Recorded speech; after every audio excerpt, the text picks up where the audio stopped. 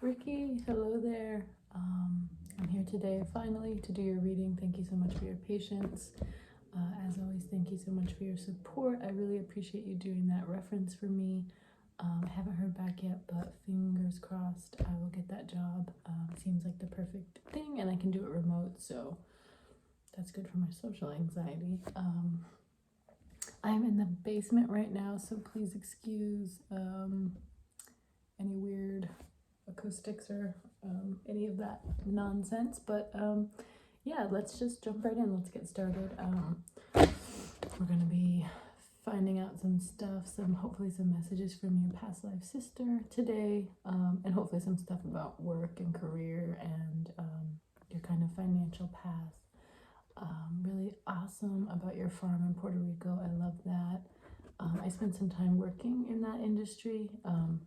Being on the West Coast, that's kind of a big thing out here. So very cool. Also, I wanted to say, this thing keeps coming up about this kind of like therapeutic approach using like psilocybin and using hallucinogenics. I don't know if you've looked into that much or thought about that much, but it was really beneficial for me when I was receiving some different sorts, seeking out different sorts of alternative therapies. So that's something I think about a lot and something that really interests me, and something I wanted to just kind of run by you to see what your thoughts on that are. So yeah, let me know if you have anything you want to share about that. And I guess kind of what I mean is like a therapy setting where you go on a guided trip, like with your therapist, to kind of transform some of your ideas and experiences, that sort of stuff. But okay, without further ado, I will quit my rambling, and we'll get started. Really excited to be doing your reading today. I have a couple more to do as well, but I'd start with you. Did I say already that I hope you're doing well? I think that goes without saying. You're amazing, and I always want to see you doing well and succeeding. Alrighty.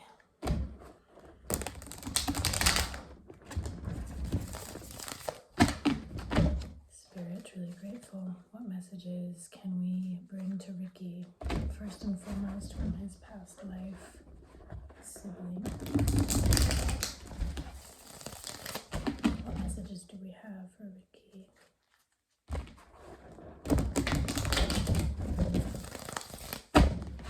Spirit, really grateful. What messages do we have for Ricky from his past life sibling? Oh, we got the Magician here right off the bat. It jumped right out. So we'll talk about that a little bit in a second here.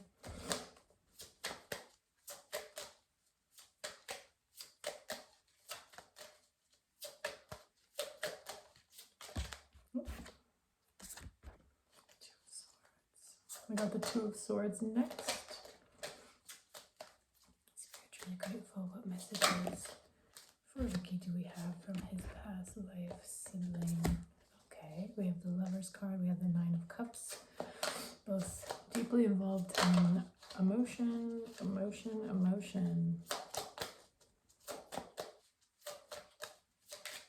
Spiritually grateful. What messages do we have for Ricky? Oh, okay. We had quite a few jump out there, so we will kind of set these aside and get started. All right. So you asked specifically for messages from your past life sister, which I think is so cool because I don't really have the opportunity to read for people in that sense very often. Usually people will say like, oh, I'm thinking about leaving my husband, which is valid also. And I'll do readings like that, or people want to know about their career and stuff like that. So this is really exciting and feels like a new and cool kind of way to read. So I hope I can bring you some good insight about your past life sister. The first card that jumped out of the deck was the Magician. So this really just feels like a message of almost as if this person or this energy or this entity is trying to remind you or get you in touch with your power, your not only like power in like a magical woo-woo kind of way, but also that, which we'll talk about, but also just your personal power involved in your ancestry and involved in your roots and involved in your history. So I really think this person is trying to remind you of those things and connect you back to those things and get you to kind of think about your history and your ancestry and your background in a way that really helps you to lead and guide others now.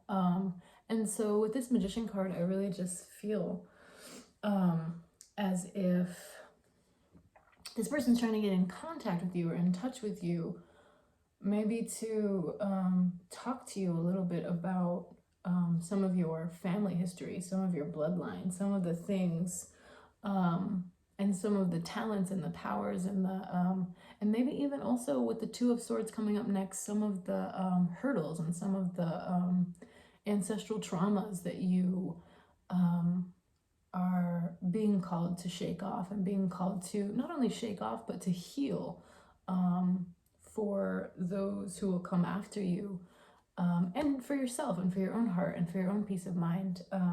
So I love that it started out with the Magician card, and right when I started shuffling, it just flew right out of the deck. So definitely, yeah, thinking about your power and how that's related to your power and your mission, your earthly mission in relation to your background and your history and, you know, not only like your experiences and things you've been through, but further back than that, people that share your bloodline. Maybe looking into that sort of thing. I don't know if you have done like a 23andMe kind of thing. I'm sure maybe you have. I mean, yeah, so I think that that's just looking back into your history and into your bloodline and into your ancestry. Like that is the big first message I got in kind of understanding some different parts of yourself in relation to that and in connection to that. I have the Two of Swords here. So this just talks to me about some blocks.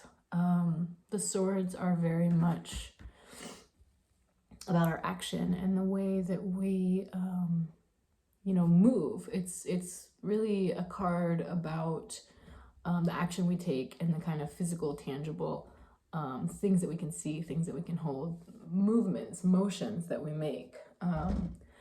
And so with the Two of Swords here, I kind of just see you maybe needing to break down some walls, break down some barriers. And so I feel like she could be contacting you or coming forward or trying to reach you in order to help you not only face some of those blocks and some of those barriers and some of those obstacles within yourself, but also how that kind of relates to your history and how that kind of relates to your ancestry and your background. And maybe you are this big kind of revolutionary energy within your family line. And so there's a lot of challenges and maybe holdups and blocks that aren't even really your karma or aren't even really your energy. And so it kind of feels like maybe there's this message about understanding your family history and understanding the power that you possess in kind of undoing some of those big traumas, kind of undoing some of those big blocks, some of those big obstacles, some of those maybe outdated kind of ideologies or ways of thinking. And so, yeah, that's kind of what I get from those two first cards. So I hope that applies. I hope that makes sense. I hope that is a little helpful. And maybe you've already began diving into that sort of stuff and taking a look at all that stuff. Yeah, I think it's really easy for us at times to be, especially, you know, in the fucking late stage capitalism kind of apocalyptic almost world we're living in. Not to be too depressing, sorry, but I know you can see it too. where everyone's kind of pretending that things are okay and things are fine. Maybe you're being asked to kind of look back at how we got to this point, which there's a lot to look at. So yeah, kind of looking back before yourself and outside of yourself, and how things in our families or in our history that feel like don't involve us because they're not right here, right now, how those things impact us and how those things have taken a toll, or how they've manifested into our lives and into our beings and into things that we also carry and deal with. So I think those are just some things to think about. Yeah, okay, also next, on kind of another note, I got the Lover's card here. So this past life sister of yours could definitely be contacting you in order to get you to notice something or realize something, or become more in touch with something involving your romantic life. And it could be, I'm not for certain, you know, take that kind of as it applies to your situation. But there could be some kind of like soulmate or past life relationship or love energy that she is trying to bring to your attention, or help you to understand, or maybe even prepare you for this kind of really big special connection that you might be already experiencing, or had experienced and are in a separation from, hoping to bring that back together. She sounds like maybe just has some messages for you, or some ideas for you about your love life and about your romantic life. And some of that really could also apply to the Magician and the Two of Swords, in a way of, as I know you are well aware, kind of the relationship patterns, or kind of relationship archetypes, excuse me, that we grow up seeing. Those are kind of things that unknowingly and unbeknownst to us at times manifest in our lives. And so there could just be, you know, some work that is being brought to your attention around the way you view love, and the way you view relationships, and the way you give love, and the way you receive love. And so all just things to think about. You know, when we think about our history in that, we think about, you know, what did union look like to me when I was a young person and I saw other people kind of doing that and living that out. Was it a healthy kind of, you know, pattern that I would want to repeat, or are there things about it that I definitely know I don't want to take forward, and other parts of it that I do, and kind of sorting through that, the do's and the don'ts, and the what's worked for me and what hasn't. Yeah, I think that's kind of a really big theme here too. And it could be in relation to the Lover's card is very much a soulmate, you know, whatever that means to you, kind of connection. So it's definitely not a karmic, like, lessons being learned. This is definitely talking about like a fated connection, a fated experience, a fated union. Yeah, kind of looking at that. And I think definitely looking at that in relation to your history, and not only your history, but back further to people in your bloodline, and how they have viewed relationships and how they have viewed love. And so yeah, that kind of stuff. I think you will, if you start going in that direction, start kind of thinking about those things. Maybe, you know, her messages or her showing up might start to become a little more clear, I hope. And I hope you'll share with me too, if you start kind of really diving deep into some of these themes, what you find. I'm very interested in knowing. No one's ever told me about past life sibling, past life people in a knowing kind of way. It's always kind of like, oh, I just feel like I know this person really well, or I feel like I know them from somewhere. So I think it's really cool, really admirable, really awesome that this is something you're sure of and that you know of, and that you're so interested in learning more about or finding out more on. So thank you so much for inviting me into that. Yeah. Awesome. Okay, so the Nine of Cups I got here. And this is really just about establishing and maintaining emotional balance, but not only emotional balance, but emotional fullness. And so really it could be a message from her that's just saying like, hey, look, I see how hard you're working. I see how much you're doing. But make sure you're saving some of that for yourself. Make sure you aren't handing all of that away and pouring all of your emotion and your energy into other people's battles and other people's fights and other people's trouble, which I'm sure you've had your fair share of having to find that balance with the work that you do. So yeah, I think that could just be a reminder of taking time for yourself, definitely, and the importance of maintaining and keeping and holding on to and kind of even being a little selfish with some of your emotional energy, and keeping those cups full, and not giving that all away. So really, I think it also could be, maybe this person is showing up for you because this person knows you so well, knows your soul so well, knows your inner workings and your inner spirit so well, obviously having been related to you in a past life. And I'm so unsure like how all of that works. I've definitely in my life felt like it's been an uncanny connection or an unreasonable or unanswered connection I have with someone where I'm like, I had to have known you before, or I feel like feeling so comfortable with someone, but never have I like had someone visit me in dreams and all of that stuff. That's like really powerful, really cool stuff. So I really hope that you're able to explore that more.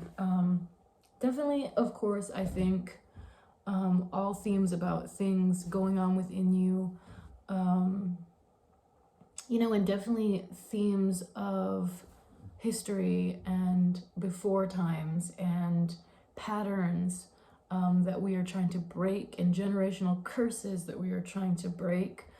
It feels like a lot of these cards and these messages, which, we asked Spirit to give us messages from her specifically, which I don't know if to you, does she have a name or something you like to refer to her as or call her? I'm not sure. Don't want to be rude, so we'll kind of go through this stack a little bit, the stack of random ones that fell out. We got the Queen of Pentacles, we got the Queen of Cups. So these are mastery cards, and I think what I see here are just messages of your own mastery around money, around emotion. So it really could be a good kind of positive message that you're doing the work, you're putting in the work, and good things will be coming your way, and you're generating good things by putting not only your best foot forward, but by putting good intention and good energy out and into those things. So this is really just mastery. Queen, obviously. Some might say the only thing better than the Queen is the King. I think that's, debatable. But yeah, these are mastery cards. So I think you're really on this path of mastering your emotion and mastering your money. And that kind of aligns. That kind of makes perfect sense, just from knowing you. And I feel like the more I get to know you, the more I know about you, the more I'm like, wow, I knew right away this was a really cool, genuine, fucking awesome person. But the more I learn, the more I'm like, holy shit, layers, like an onion or a layer cake. That's a better than an onion probably. But anyways, you get the idea. I think you're awesome. Keep it up. All right, I got the Six of Swords here, which kind of relates to the Two of Swords. And just taking action, being confident in the action that you're taking. Really thinking things over and giving yourself time to sit with those wands and those ideas before you turn them into swords and kind of move forward with that stuff. So yeah, it also, you know, when she comes up or when she is speaking to you, it really could just be a reminder to like take that time, sit with things, and make a decision, you know, that benefits all the parts of you that are at the table. You know, that kind of stuff. I got the Page of Cups, I got the Seven of Wands, and I got the Star. Seven of Wands are those thoughts and those ideas that kind of lead us to the swords. So this is definitely kind of a lot of thinking going on, which I feel like, sometimes our brains just never shut up. So maybe this could be a message to take that time to meditate, take that time to really try and turn your brain off from the world and what's going on around you, and really start to kind of think about some of those patterns and those themes and those things that you really want to focus on moving towards, and things that you really want to focus on moving away from, the things you want to take with you, and the things that you don't. Page of Cups, this is emotions as well, but this is a new beginning, a new start in emotions. It could be a new relationship energy kind of thing. It also could be just making breakthroughs and kind of changing our perception or changing the way we think about emotions and love and romance and all that cute stuff. So yeah, this looks like a new beginning for you. And however you kind of see that, or however you feel that fit. It could be meeting someone, it could be reconnecting with someone that you already are close with, that sort of thing, that kind of stuff. So however that applies to your situation. And then the Star card, which I'm actually working on doing a tarot deck with a good friend of mine right now who's a visual artist, and she's doing all of the illustrations, and then I'm doing all the writing. And we've been planning this for like 2 years and just finally like kicked it off. And we started with the Star card, so I just wanted to say that. I wish I had the writing that I did so I could read it to you. But essentially, the Star card to me is very much like the harbinger of hope. Very much so like the guiding light that we kind of need. It's kind of like when you're feeling really hopeless, or you want to give up on something, or you're like, fuck it, there are no answers to be found here. This is kind of that last push that's like, wait a second, you have done a lot, you have come really far, you have suffered for this, you have learned from this, don't stop now, keep going. And you will be divinely protected in that, and you will be safe in that. But not only safe in that, this is your truth and your path that you're moving forward on. So the Star card to me is very much so just like a boost of confidence, a boost of hope, that one little light that remains on in the darkness that keeps us going. And honestly, that is what this past life energy or this past life person could be for you. It could be your kind of shepherd, the person that, the energy that kind of keeps you moving when it feels like all hope is lost. All right, I'm at 24 minutes here already. I did want to draw some cards, just kind of about career and that kind of stuff for you, real quick. So spiritually grateful. What financial messages do we have for Ricky here? Two of Wands, the Wheel of Fortune,